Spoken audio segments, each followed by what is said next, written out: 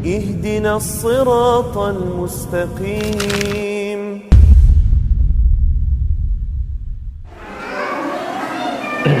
Bismillahirrahmanirrahim. Assalamualaikum warahmatullahi wabarakatuh.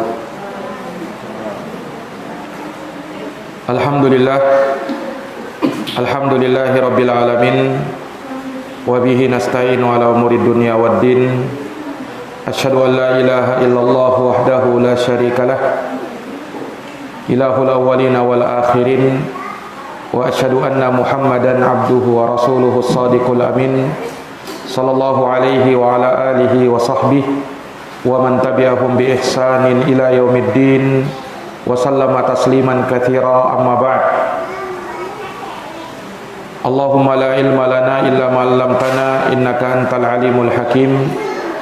Allahumma 'allimna ma yanfa'una wanfa'na bima 'allamtana wa zidna ilma ya rabbal alamin. Rabbi shrah li sadri wa yassir li amri wahlul 'uqdatam min lisani yafqahu qawli. Ibu-ibu dan saudari-saudari sekalian, para jamaah yang dirahmati dan dimuliakan oleh Allah, alhamdulillah kita bersyukur kepada Allah Subhanahu wa taala atas segala limpahan nikmat, karunia dan kebaikan darinya, di mana pada siang hari yang berbahagia ini dengan taufik dari Allah Subhanahu wa taala kita dapat berkumpul di majelis ilmu. Semoga Allah Subhanahu wa taala senantiasa memberikan dan melimpahkan kebaikannya kepada kita, dan semoga langkah kaki kita menuju tempat ini dihitung sebagai hal yang bisa memberatkan timbangan kebaikan kita di yaumul akhir nanti. Amin ya rabbal alamin. Salawat dan salam semoga terkirimkan selalu kepada qudwah kita Nabi besar Muhammad sallallahu alaihi wasallam, kepada keluarga, para sahabat, serta orang-orang yang senantiasa meniti jalannya sampai hari kiamat. Para akhwat dan ummahat, ibu-ibu dan saudari-saudari yang dirahmati oleh Allah, melanjutkan pembahasan dari kitab Sifatul Mar'atis Salihah karya Ummu Abdillah bintu Syekh Muqbil bin Hadi Al-Wadi'i hafizahullahu ta'ala, di mana kita masih dalam pembahasan at-tamassuk bis sunnah, berpegang teguh dengan sunnah bagi wanita muslimah. Beberapa hikayat tentang wanita atau kisah wanita pemegang bara api telah kita paparkan di pertemuan-pertemuan yang lalu, dari manfaat dan keutamaan orang yang berpegang teguh kepada sunnah Nabi sallallahu alaihi wasallam, di mana at-tamassuk bis sunnah, berpegang teguh kepada sunnah, merupakan jalan hidayah, di mana orang-orang yang berpegang dengannya akan dijamin senantiasa berada di atas hidayah, dan Allah Subhanahu wa taala juga akan melindungi dia dari berbagai macam fitnah hizbiyah, fanatik. Mereka tidak berfanatik kecuali hanya kepada sunnah Rasulullah sallallahu alaihi wasallam, sehingga mereka jauh dari perbuatan bid'ah di dalam agama. Mereka dijauhkan dari segala bencana dan malapetaka. Allah menjaga mereka sebagaimana mereka menjaga agamanya. Kemudian juga telah kita terangkan bahwa berpegang teguh kepada sunnah tariqun ilal jannah, merupakan jalan menuju surga. Siapa yang memegang sunnah Nabi, maka Allah akan luruskan jalannya menuju surga. Kullu ummati yadkhulunal jannata illa man aba. Semua umatku, kata Rasulullah, akan masuk surga kecuali orang-orang yang enggan untuk masuk surga. Maka tatkala sahabat bertanya, "Ya Rasulullah, wa may ya'ba?" Siapakah orang yang enggan itu ya Rasulullah? Maka Rasulullah bersabda, man ata'ani dakhalal jannah wa man asani faqad aba. Siapa yang berpegang teguh dengan sunnahku atau siapa yang mentaatiku, maka dia akan masuk surga. Sementara siapa yang bermaksiat kepadaku, maka dia enggan untuk masuk ke dalam surga. Maka ini dari beberapa keutamaan yang telah kita sebutkan di pertemuan yang lalu.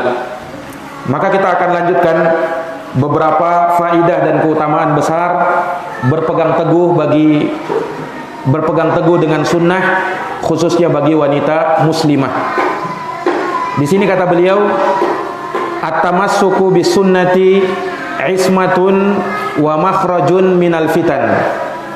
Berpegang teguh dengan sunnah merupakan penjagaan dan solusi dari berbagai macam fitnah wadhalal dan kesesatan.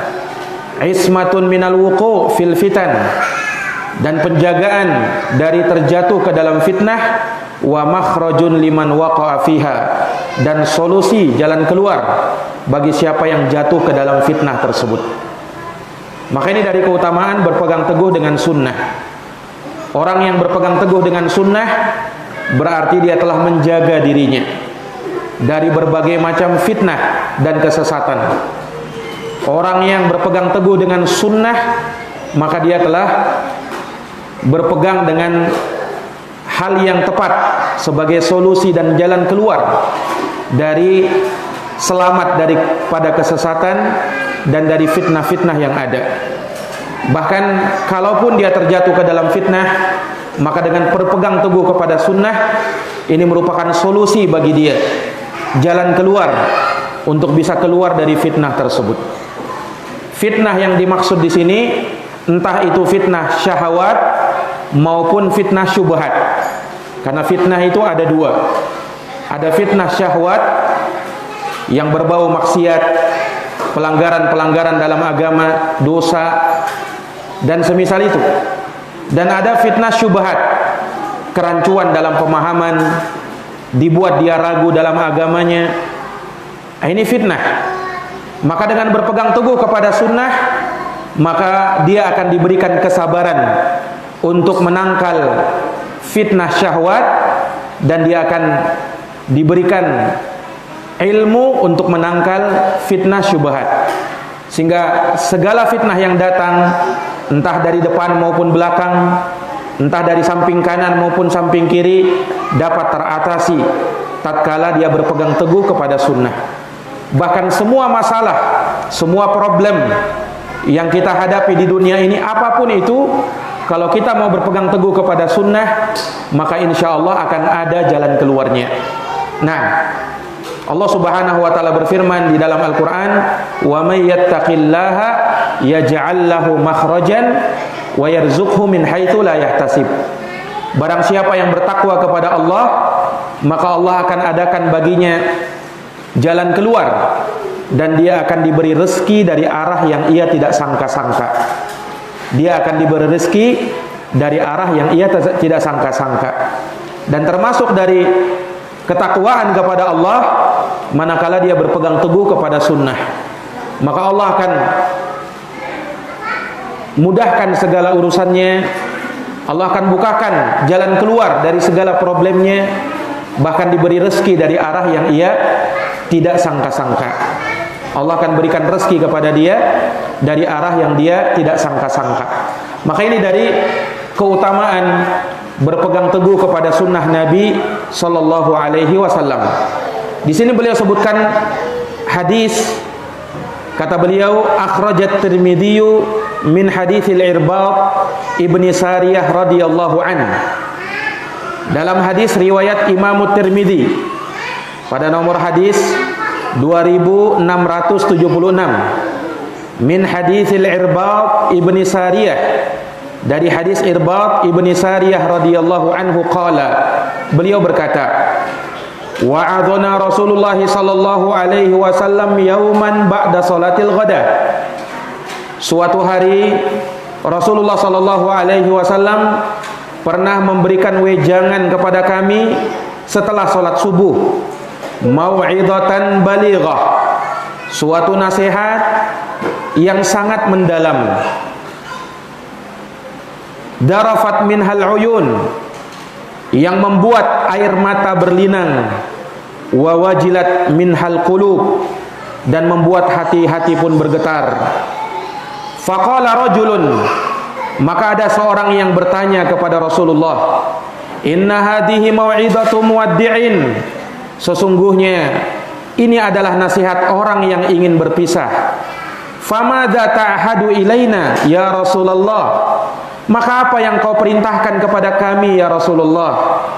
Qala, maka Rasulullah bersabda, usikum bitaqwallah, aku wasiatkan kalian untuk bertakwa kepada Allah, wasam'i wa ta'ah, kemudian mendengar dan taat, wa in abadun habasyiyun, sekalipun yang memimpin adalah seorang budak dari keturunan Habasyi, budak hitam dari keturunan Ethiopia. Fa innahu, karena sesungguhnya, may ya'ish minkum, barang siapa yang hidup di antara kalian, fasayara ikhtilafan katsira, maka dia akan melihat perselisihan yang sangat banyak. Wa iyyakum wa muhdatsatil umur, dan hati-hatilah kalian dari perkara-perkara yang baru. Fa innaha dhalalah, karena dia adalah sesat. Faman adraka dzalika minkum fa alaihi bisunnati, maka barang siapa yang mendapati hal tersebut di antara kalian, maka wajib bagi dia berpegang teguh dengan sunnahku, wa sunnatil khulafa'ir rasyidin al mahdiyyin, dan juga sunnahnya para khulafa, para khalifah yang 4 yang mereka terbimbing di atas hidayah, yang mendapatkan hidayah Allah. Addu 'alaiha bin nawajid, gigitlah dia dengan gigi gerahammu. Nah, maka hadis yang mulia ini memberikan kepada kita banyak pelajaran. Ketika Nabi SAW suatu ketika selesai dari sholat subuh, beliau memberikan wejangan kepada sahabat. Ini menunjukkan bahwa di antara waktu yang dipilih oleh Nabi untuk memberikan wejangan adalah selesai dari beliau mengerjakan sholat subuh. Ini di antara waktu yang baik untuk kita memberikan nasihat.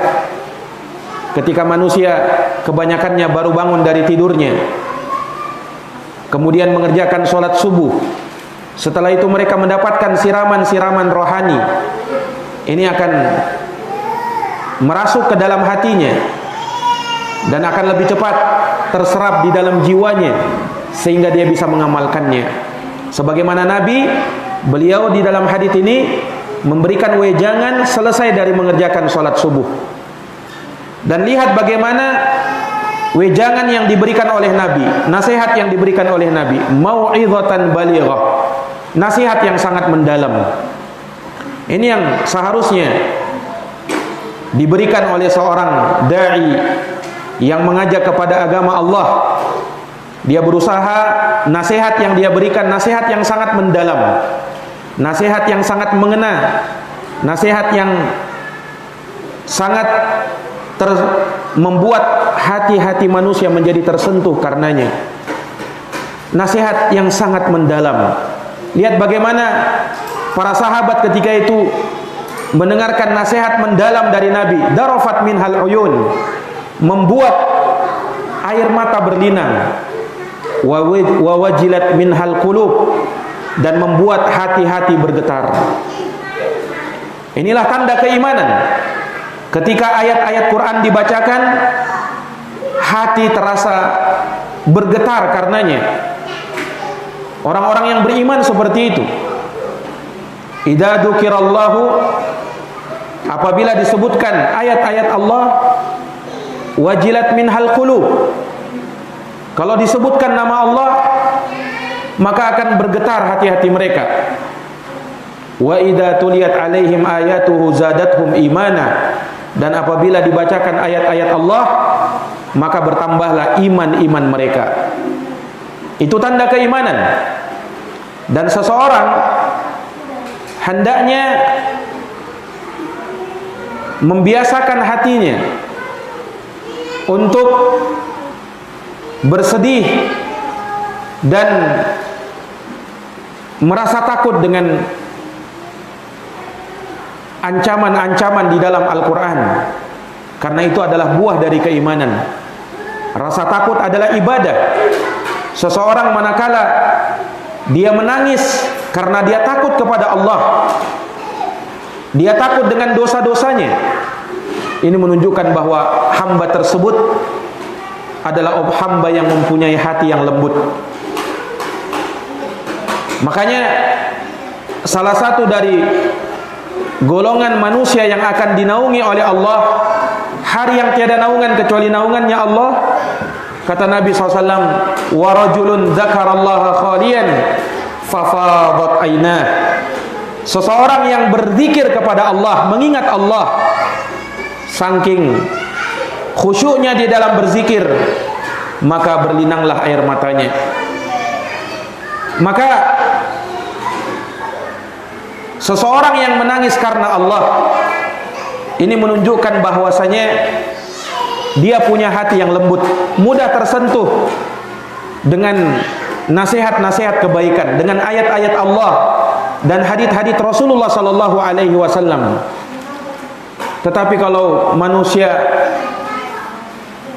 ketika dibacakan kepadanya ayat-ayat ancaman misalnya, tidak ada perasaan di dalam hatinya merasa takut atau bersedih dengan hal tersebut, ini menunjukkan bahwa hatinya telah mati. Nauzubillahi min dzalik. Seseorang menjadi tanda besar bahwa dia beriman, hatinya mudah terpengaruh dengan ayat-ayat Allah, dengan hadits-hadits Rasulullah sallallahu alaihi wasallam. Oleh karenanya para ulama mengingatkan agar kaum muslimin dan muslimat jangan terlalu sering bercanda dan bersenda gurau, sehingga dengan hal tersebut akhirnya mereka terlalu sering ketawa. Karena terlalu sering ketawa, kata para ulama, tumitul qulub, akan mematikan hati. Bukan artinya tidak boleh tertawa, boleh. Bukan artinya tidak boleh bercanda, boleh bercanda asalkan masih dalam taraf yang wajar. Tetapi yang dicela di dalam agama, kalau kebiasaannya hari-hari senantiasa tertawa dan bersenda gurau, ini bisa mematikan hati. Kasratud dhahik tumitul qulub, kata para ulama. Terlalu banyak ketawa, ini bisa mematikan hati. Terlalu banyak ketawa, ini bisa mematikan hati. Nah, maka ini dari perkara yang diingatkan. Dan kalau sudah terlalu sering ketawa, terlalu sering bercanda, akan sulit untuk dia menangis dalam kesendiriannya. Akan sulit hatinya bergetar tatkala mendengarkan ayat-ayat Allah. Tidak mudah hatinya tersentuh ketika mendengarkan nasihat-nasihat kebaikan. Tidak tergerak hatinya untuk melakukan ketaatan manakala diperintah untuk melakukan ketaatan. Makanya Nabi kita Muhammad sallallahu alaihi wasallam ketika menasihati sahabat, nasihatnya luar biasa. Nasihat yang sangat mendalam, membuat hati gemetar, membuat air mata berlinang. Maka mendengarkan hal tersebut, faqala rajulun, ada seorang laki-laki dari sahabat Nabi berkata, inna hadhihi mau'idatu muwaddi'in, sesungguhnya ini adalah nasihat perpisahan. Ini adalah nasihat bagaikan orang yang ingin berpisah. Famadza ta'hadu ilaina ya Rasulullah, apa yang kau perintahkan kepada kami ya Rasulullah? Lihat bagaimana semangatnya sahabat, sudah diberikan wejangan, meminta lagi kepada Nabi suatu wasiat, perintah yang lebih khusus lagi. Ini menunjukkan semangat meminta nasihat, semangat meminta kebaikan. Harusnya seperti itu. Seseorang di dalam agama ini jangan pernah bosan untuk mau dinasehati dan minta nasihat, untuk selalu mendengarkan ayat-ayat Allah dan hadits-hadits Rasulullah. Jangan pernah hatinya merasa bosan dengan hal tersebut. Akan tetapi selalu dan selalu hatinya rindu untuk selalu mau mendengarkan kebaikan-kebaikan, nasihat-nasihat ilmiah. Ini dari tanda kebaikan yang ada pada diri seseorang. Lihat sahabat, ketika sudah diberikan wejangan oleh Nabi, mereka minta lagi suatu wasiat, perintah yang dikhususkan kepada mereka. Maka Rasulullah SAW pun sebagai seorang Nabi yang sangat bersemangat memberikan kebaikan-kebaikan kepada umatnya, beliau bersabda, memberikan wasiat. Dan wasiat ini hendaknya kita pegang di dalam hidup, karena ini wasiat perpisahannya Nabi. Di dalam hadits ini Nabi memberikan beberapa wasiat. Wasiat pertama Nabi, usikum bitaqwallah. Aku wasiatkan kalian untuk bertakwa kepada Allah. Ini wasiatnya Nabi SAW. Wasiat untuk bertakwa. Takwa itu intinya adalah mengerjakan ketaatan dan menjauhi maksiat. Itu inti dari ketakwaan. Kita kerjakan ketaatan dibangun di atas ilmu dan mengharapkan pahala di sisi Allah. Kita tinggalkan maksiat juga dibangun di atas ilmu dan karena takut dengan azabnya Allah Subhanahu wa taala. Inilah ketakwaan kepada Allah, dan ini wasiatnya Nabi sallallahu alaihi wasallam kepada para sahabat, dan sangat sering Nabi ulang-ulang wasiat takwa. Ketika ada sahabat ingin safar meminta bekal kepada Nabi, Nabi bersabda, zawwadakallahu taqwa, semoga Allah membekalimu dengan ketakwaan. Karena memang takwa sebaik-baik bekal. Wa tazawwadu fa inna khairaz zadi taqwa. Berbekallah kamu karena sebaik-baik bekal adalah ketakwaan kepada Allah. Sebaik-baik bekal adalah ketakwaan kepada Allah Subhanahu wa taala. Nah, dan ketakwaan inilah yang akan membimbing jalan kita menjadi lebih baik. Seseorang diperintahkan bertakwa dimanapun dia berada. Bukan hanya bertakwa ketika bersama dengan kawan-kawan. Bukan hanya bertakwa kepada Allah ketika berada di masjid. Bukan hanya bertakwa kepada Allah ketika dia sedang berada di luar rumah. Tetapi dimanapun dia berada, Rasulullah bersabda, ittaqillaha haitsuma kunta. Bertakwalah kamu kepada Allah dimanapun kamu berada, entah di rumah, di kamar, di luar rumah, di tempat kerja, di dalam masjid, di luar masjid, dimanapun dia berada, hendaknya ketakwaan senantiasa menghiasi dirinya. Ini wasiat pertama Nabi, wasiat untuk bertakwa. Dan ingat sekali lagi, ini wasiat perpisahan Nabi. Kemudian wasiat kedua, wasam'i wa ta'ah, mendengar dan taat kepada penguasa kaum muslimin. Wa in abadun habasyi, sekalipun yang memimpin adalah seorang budak dari keturunan Habasyi. Ini wasiat untuk kita mendengar dan taat kepada pemimpin kita, penguasa kita. Tidak boleh memberontak kepada penguasa. Tidak boleh kita kudeta kepada penguasa. Haram hukumnya. Selama dia masih muslim, selama dia masih menegakkan sholat, maka tidak boleh untuk kita mengabaikan perintah mereka. Wajib bagi kaum muslimin menjalankan apa yang diperintahkan oleh penguasa selama mereka tidak memerintah kepada maksiat. Kalau mereka memerintah kepada maksiat, maka Rasulullah bersabda, innama ta'atu fil ma'ruf, sesungguhnya ketaatan hanya dalam perkara yang ma'ruf. La ta'ata li maksiatillah, tidak ada ketaatan kalau dalam urusan bermaksiat kepada Allah Subhanahu wa taala. Ini wasiat Nabi yang kedua. Kemudian Nabi mengabarkan, fa innahu may ya'ish minkum, maka sesungguhnya siapa yang hidup lama di antara kalian, yara ikhtilafan katsira, maka dia akan melihat perselisihan yang sangat banyak. Ini merupakan tanda kenabian Rasulullah sallallahu alaihi wasallam. Beliau mengabarkan sesuatu yang akan terjadi, dan subhanallah, Apa yang dikabarkan oleh Nabi terjadi di zaman kita. Kaum muslimin berselisih, berkotak-kotak. Kaum muslimin berpartai-partai, membuat golongan-golongan. Tiap-tiap golongan merasa bangga dengan golongan mereka. Mereka berhizb-hizb, berpartai-partai. Kemudian tiap partai merasa bangga, sedangkan dia merasa yang paling benar, yang lainnya salah. Padahal umat Islam adalah umat yang satu. Tidak sepantasnya mereka berpecah belah. Tidak boleh mereka berpecah belah. Kewajiban mereka berpegang teguh di atas Al-Quran dan sunnah Nabi SAW dengan pemahaman para salafus saleh. Inilah kebenaran. Dan inilah yang harus mereka pegang kalau mereka menginginkan persatuan. Tidak ada persatuan kecuali dengan jalan berpegang teguh kepada Al-Quran dan sunnah dengan pemahaman para salafus saleh.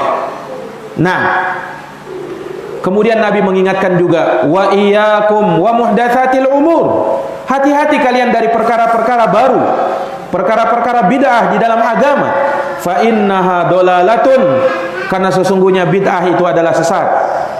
Hati-hati dari perkara baru, mengada-ada di dalam urusan agama yang tidak ada dalilnya, yang tidak ada tuntunannya, yang tidak ada sunnahnya. Kenapa? Karena perkara itu walaupun dianggap baik oleh manusia, maka sesungguhnya dia sesat. Bid'ah itu sekalipun dipandang baik oleh sebagian orang, tetap dia adalah kesesatan. Karena Rasulullah bersabda, kullu bid'atin dhalalah. Setiap bid'ah adalah kesesatan. Nah, ini nas dari Nabi SAW memperingatkan kita agar jangan sampai kaum muslimin melakukan perkara-perkara yang tidak ada tuntunannya di dalam agama, yang tidak ada tuntunannya di dalam agama. Kemudian Nabi SAW memberikan wasiatnya yang ketiga. Faman adraka dzalika minkum, maka barang siapa di antara kalian yang mendapati hal tersebut, fa alaihi bisunnati, maka wajib dia berpegang teguh dengan sunnahku. Wajib berpegang teguh dengan sunnahku. Ini yang menjadi pembahasan kita, menunjukkan bahwa dari jalan keluar agar tidak berselisih, tidak berkotak-kotak, tidak berpartai-partai, adalah berpegang teguh kepada sunnah Nabi. Kemudian Nabi ikutkan lagi, wa sunnati al-khulafair rasyidin al-mahdiyyin, sunnahnya para khalifah ar-rasyidin, yakni Abu Bakar, Umar, Utsman dan Ali, yang menjadi pemimpin para sahabat.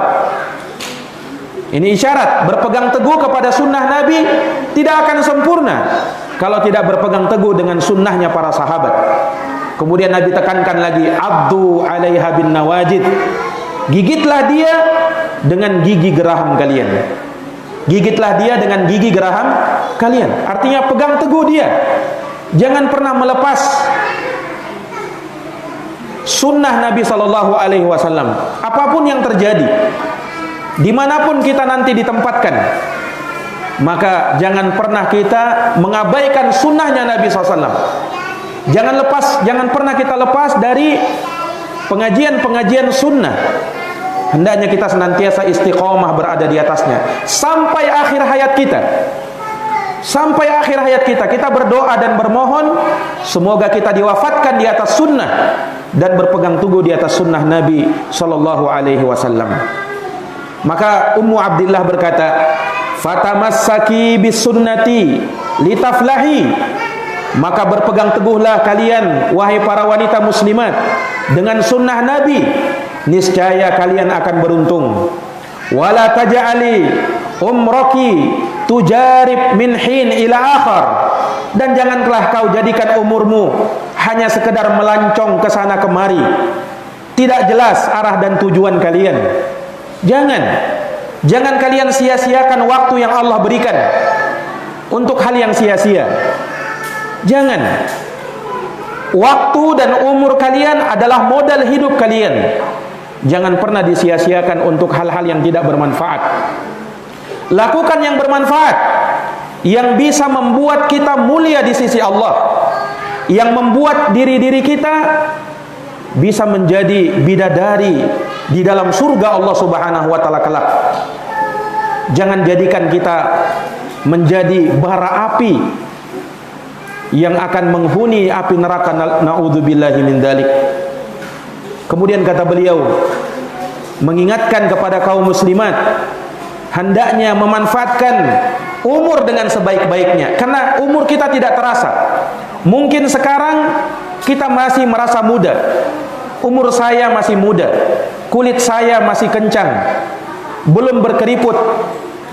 Kita tidak tahu, umur sangat cepat berlalu. Kalau misalnya kita menengok di masa-masa yang dulu, kita mungkin merasa begitu cepatnya hari berlalu, begitu cepatnya tahun demi tahun berlalu. Sekarang saya sudah umur 20 tahun, 30 tahun, 40 tahun, 50 tahun. Waktu tidak terasa. Sehingga apa? Yang tadinya kita berumur muda, kini sudah tua. Yang tadinya kita masih kuat, berkulit kencang, kini sudah melemah dan sudah mulai timbul keriput-keriput di dalam kulitnya. Ini dari hal yang menjadi peringatan kepada kita. Jangan sampai kita terlena dengan hidup di dunia. Waktu sangat cepat berlalu, sangat cepat, tidak terasa. Oleh karenanya kalau kita jadikan waktu kita hanya sekedar untuk melihat hal-hal yang tidak berguna, sibuk dengan perkara yang tidak bermanfaat, sementara masih terlalu banyak hal-hal yang perlu kita benahi dalam diri kita, masih terlalu banyak hal-hal yang perlu kita luruskan di dalam keyakinan kita, dalam akidah kita, di dalam perilaku dan akhlak kita. Nauzubillahi min dzalik. Jangan sampai kita dijemput oleh Allah dengan kematian dalam keadaan kita masih banyak kekurangan di sana dan di sini.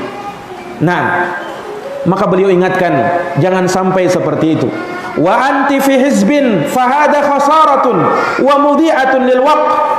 Ketika kamu berada di sebuah partai, kelompok yang menyimpang, bukan berada di atas jalan sunnah, maka ini kerugian dan buang-buang waktu yang akan membuang waktu kalian yang sangat berharga. Wa qad qala Ayyub ibnu Abi Tamimah As-Sikhtiyani rahimahullah, berkata Imam Ayyub ibnu Abi Tamimah As-Sikhtiyani, semoga Allah merahmati beliau. Kata beliau, kata Imam Ayyub ibnu Abi Tamimah As-Sikhtiyani, min sa'adatil hadas wal a'jami ayu yassira lis sunnati min awwali wahlah. Kata beliau, dari kebahagiaan seorang pemuda atau pemudi, seorang yang ajam, manakala dia dimudahkan untuk berpegang teguh kepada sunnah di awal perkaranya, ketika dia masih berada di usia dini, di usia muda, dia diberi taufik oleh Allah untuk berpegang teguh kepada sunnah. Jangan sia-siakan ini, jangan sia-siakan dia. Sungguh suatu nikmat yang sangat besar yang tidak bisa ditukar dengan harta dunia. Ketika kita mengenal jalan sunnah Nabi sallallahu alaihi wasallam, banyak-banyak bersyukur kepada Allah. Sungguh betapa banyak manusia yang disesatkan jalannya, betapa banyak manusia yang tidak mendapat taufik mengenal sunnahnya Nabi sallallahu alaihi wasallam, sementara Allah memilih kita untuk berada di atas jalan sunnah. Maka tidakkah kita bersyukur dengan keadaan ini? Nah, maka beliau ingatkan, wa kuni ala qanatin wa yaqin. Jadilah kalian wahai wanita muslimah berada di atas kecukupan dan keyakinan bi anna hada huwal manhajul haq, bahwasanya inilah manhaj yang benar, jalan sunnah inilah jalan yang benar. Wa ma'adahu fadhalalun mubin. Adapun yang lainnya maka itu adalah kesesatan yang sangat nyata. Qala Allah azza wa jalla, Allah azza wa jalla berfirman, fama da ba'dal haqqi illa dhalal fa anna tusrafun. Sungguh Tidak ada setelah kebenaran melainkan kesesatan. Maka bagaimana bisa kalian bisa dipalingkan? Bagaimana bisa kalian dipalingkan dari jalan kebenaran tersebut? Para akhwat dan para ummahat, a'azani Allah wa iyyakunna. Kalian punya tauladan, kalian punya figur di dalam hal ini sangat banyak. Kisah wanita-wanita pemegang bara api yang dia berpegang teguh kepada sunnah Nabi sallallahu alaihi wasallam sehingga namanya harum, namanya dikenal sampai pada hari ini. Jasadnya mungkin sudah tiada, tetapi seakan-akan dia hidup bersama kita. Namanya selalu disebut, namanya selalu diagungkan, didoakan dengan doa kebaikan. Dan manusia yang seperti ini manusia-manusia yang dimuliakan oleh Allah Subhanahu wa taala. Nah, dari perkara yang dikisahkan di sini dari wanita pemegang bara api yang semua dari kaum muslimat sudah pasti mengenal sosok wanita ini. Dialah Aisyah radhiyallahu taala anha, istri tercinta Rasulullah sallallahu alaihi wasallam, Ummul Mukminin. Beliau adalah ibunya kaum mukminin. Aisyah radhiyallahu anha seorang wanita yang sangat istimewa. Bapaknya orang yang sangat istimewa, yang sangat dicintai oleh Nabi kita Muhammad sallallahu alaihi wasallam, yaitu Abu Bakar As-Siddiq. Ibu beliau adalah seorang wanita yang mulia yang bernama Ummu Ruman bintu Amir bin Uwaimir. Dan beliau Aisyah radhiyallahu anha punya nasab yang juga mulia, berjumpa dengan nasabnya Rasulullah sallallahu alaihi wasallam pada kakek beliau yang ketujuh. Aisyah adalah satu-satunya wanita yang dinikahi oleh Nabi sallallahu alaihi wasallam sebagai wanita gadis. Tidak ada istri Nabi yang Nabi nikahi sebagai seorang wanita yang gadis kecuali cuman Aisyah. Selebihnya semuanya janda yang dinikahi oleh Nabi. Hanya Aisyah yang apa? Hanya Aisyah yang gadis. Nah, para akhwat dan ummahat a'azani Allah wa iyyakunna, tidakkah kita tahu bagaimana keutamaan Aisyah ini? Rasulullah sangat mencintainya, bahkan terang-terangan. Nabi SAW pernah ditanya, "Ya Rasulullah, man ahabbun nasi ilaik?" Ya Rasulullah, siapa wanita yang paling kau cintai? Siapa orang yang paling kau cintai ya Rasulullah? Maka Rasulullah menjawab, Aisyah. Orang yang paling kucintai adalah Aisyah. Para sahabat bertanya, wa minar rijal, kalau dari kalangan laki-laki siapa ya Rasulullah? Orang yang paling kau cintai? Kata Rasulullah, abuha, bapaknya Aisyah, yaitu Abu Bakar.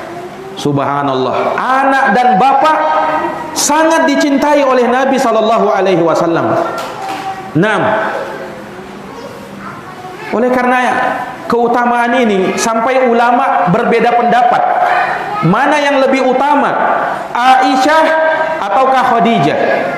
Kedua-duanya istri Nabi yang sangat mulia. Sampai ulama beda pendapat, mana yang lebih utama, apakah Khadijah atau Aisyah? Dan yang benarnya kata ulama bahwa masing-masingnya punya kelebihan yang tidak dimiliki oleh yang lainnya. Ulama menegaskan Khadijah lebih utama dari Aisyah dari sisi karena beliau pertama-tama masuk Islam. Khadijah pertama masuk Islam dan yang pertama beriman kepada Nabi, mendukung dakwah Nabi, sementara Aisyah ketika itu belum ada.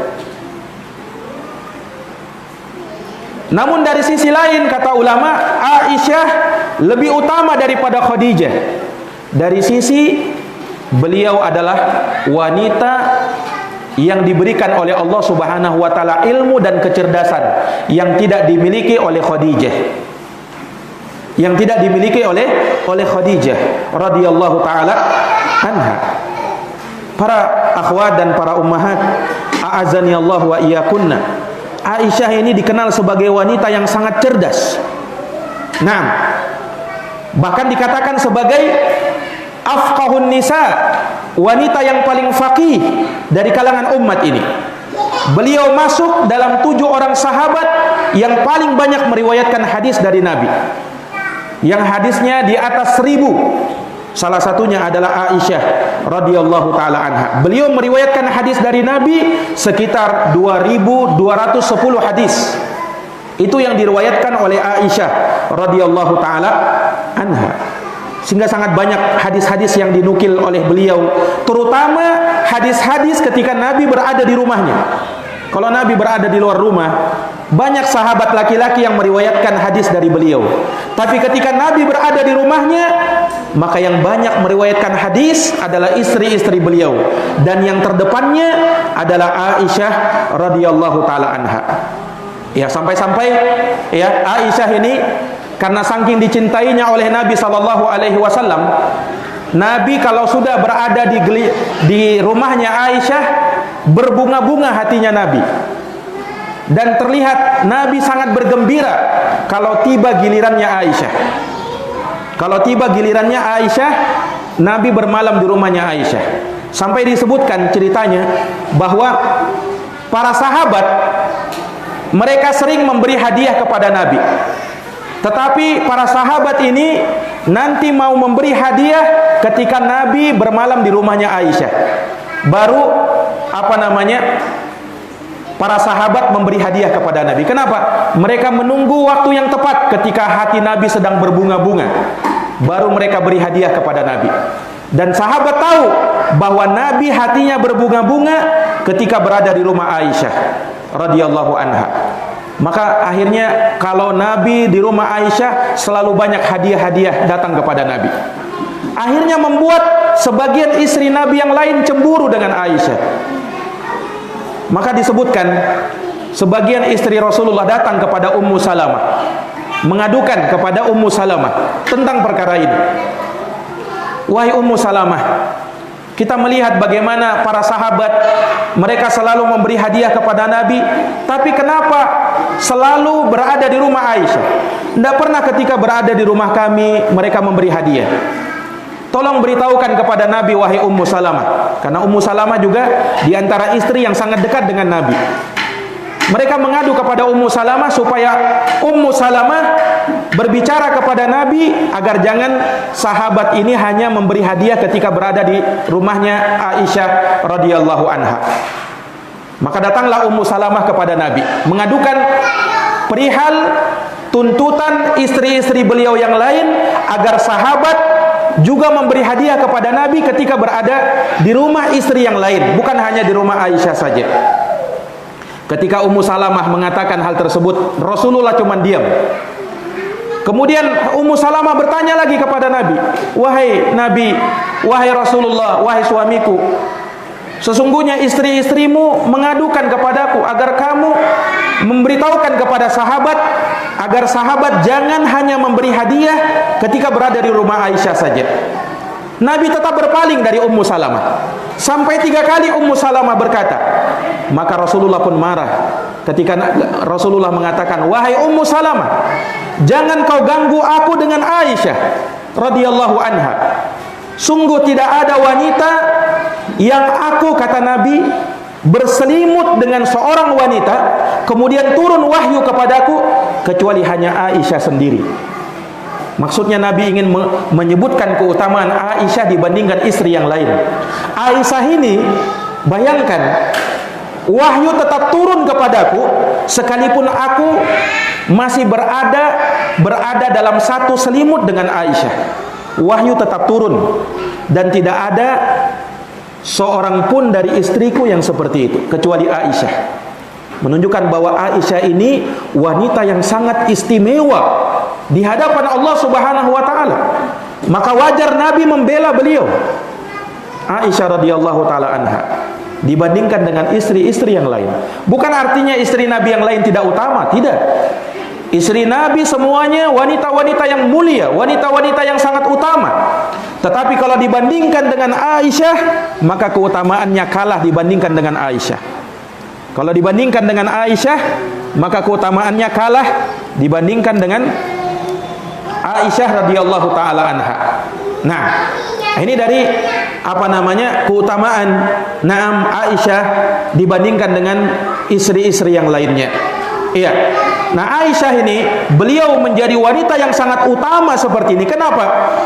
Karena beliau sangat berpegang teguh dengan sunnahnya Nabi. Maka beliau banyak menghafalkan hadisnya Nabi. Beliau banyak menghafalkan hadisnya Nabi sebagai bentuk bahwa beliau wanita yang berpegang teguh kepada sunnah beliau. Nah, bahkan dari keutamaan Aisyah, bayangkan Aisyah pernah mendapatkan salam dari malaikat Jibril. Bayangkan mendapatkan salam dari siapa? Malaikat Jibril. Nah, kita kalau mendapatkan salam dari bupati misalnya, mendapat salam dari gubernur, salam dari Pak Menteri, salam dari presiden, wow, mungkin senangnya bukan main, luar biasa. Dapat salam. Nah, ini Aisyah pernah dapat salam dari malaikat Jibril yang memberitahukan Nabi sendiri. Nabi pernah berkata, "Ya Aisyah." Nabi punya panggilan khusus untuk Aisyah. Nabi biasa panggil Aisyah dengan sebutan Ya Aisyah. Ini diantara panggilan-panggilan Nabi untuk Aisyah. Ya Aisyah. Terkadang Nabi panggil dengan sebutan Ya Humaira. Humaira itu wanita yang pipinya itu putih kemerahan. Dan itu Aisyah radhiyallahu anha. Nabi panggil seperti itu. Nabi pernah berkata, "Ya Aisyah, hada Jibril yukri'uki salam." Wahai Aisyah, malaikat Jibril ini dia nitip salam kepadamu. Subhanallah. Ini dari keutamaan Aisyah. Tidak ada istri Nabi yang seperti ini keadaannya. Nah, ini menunjukkan bahwa beliau radhiyallahu taala anha wanita yang sangat istimewa. Wanita yang sangat istimewa. Beliau radhiyallahu anha, Aisyah, wanita yang istimewa walaupun beliau tidak memiliki keturunan. Walaupun beliau tidak punya anak. Nah, ini sebagai hiburan bagi wanita-wanita yang mungkin belum dikaruniai anak. Wanita yang paling mulia dari wanita umat ini, Aisyah radhiyallahu anha, beliau tidak dikaruniai anak. Bersamaan dengan itu beliau tidak bersedih. Bersamaan dengan itu beliau tidak bersedih. Walaupun tidak punya anak dari Nabi sallallahu alaihi wasallam, beliau tetap tegar. Naam, beliau tetap berada di atas jalan istiqamah. Kunyah beliau Ummu Abdillah. Bukan artinya Aisyah Ummu Abdillah punya anak yang bernama Abdullah, tidak. Iya, Abdullah ini diambil dari nama keponakannya.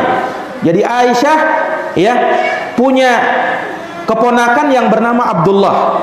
Nah, dari sanalah beliau dipanggil dengan Ummu Abdillah. Dan yang memberikan kunyah itu adalah Rasulullah SAW sendiri. Ini menunjukkan bahwa seseorang boleh berkunyah dengan nama keponakannya. Tidak masalah, boleh-boleh saja.